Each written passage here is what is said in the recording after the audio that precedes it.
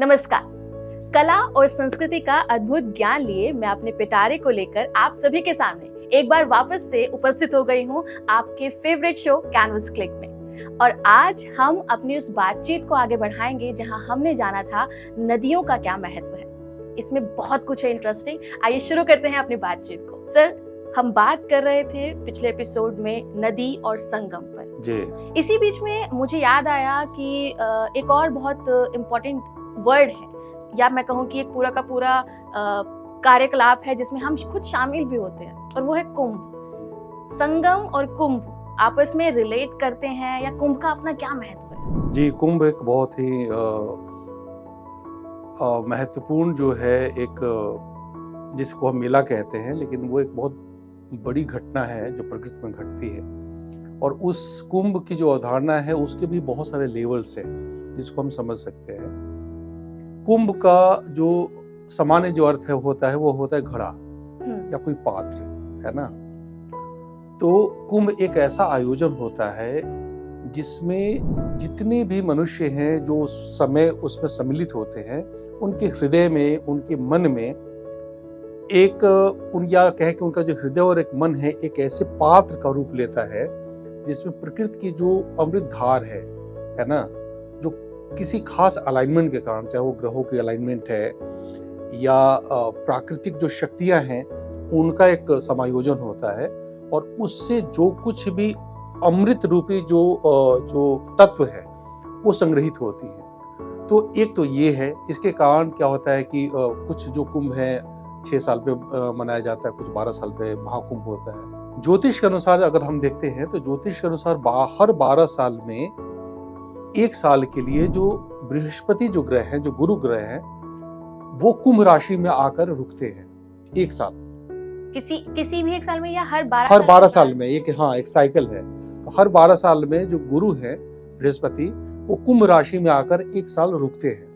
और वो जब रुकते हैं तो उससे एक पूरी जो कॉस्मिक जो एक अलाइनमेंट ऐसी बनती है जिससे जो मनुष्य का जो हृदय है, जो उसके जो सद्गुण है ना, उसमें विकास की संभावनाएं बढ़ जाती हैं। क्योंकि गुरु जो है वो एक इतना पावरफुल एक बड़ा जो है ग्रह है, देवता भी हैं और ग्रह, आप जिस रूप में देखना चाहें।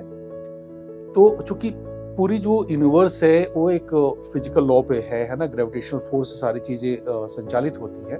तो सारे ग्रह एक दूसरे को जो है आकर्षित करते हैं, और उस आकर्षण में बहुत सारे ऐसे जो संभावनाएं होती हैं तात्विक दृष्टि से, या आप कहें कि जो दैवीय जो गुण है उस दृष्टि से भी उसका लाभ मनुष्य को किसी न किसी रूप में मिलता है। तो एक तो ये होता है कि 12 साल में चूंकि कुंभ राशि में बृहस्पति आकर रुकते हैं, और पूरी पृथ्वी को अगर हम पात्र मान ले, एक कुंभ मान ले, तो उसमें ऐसी संभावनाएं बढ़ जाती है उस एक साल में कि जब मनुष्य की जो चित्त वृत्तियां हैं, जो अच्छाइयां हैं, उसमें उत्थान और उसमें उत्कर्ष की संभावनाएं बढ़ जाती है। यानी कि उनके जो गुड क्वालिटीज हैं वो बढ़ने के चांसेस बढ़ जाते हैं। तो इसलिए उस खास जो महीना होता है जिसमें कुंभ मनाया जाता है, तो उसमें ये होता है कि सारी कॉस्मिक अलाइनमेंट उसको सपोर्ट करता है। तो उसमें जल तत्व होता है और एयर एलिमेंट होता है, सारे तत्वों का एक समायोजन होता है। और जब हम जाकर उस पर स्नान करते हैं तो उसका लाभ हमारे शरीर पे,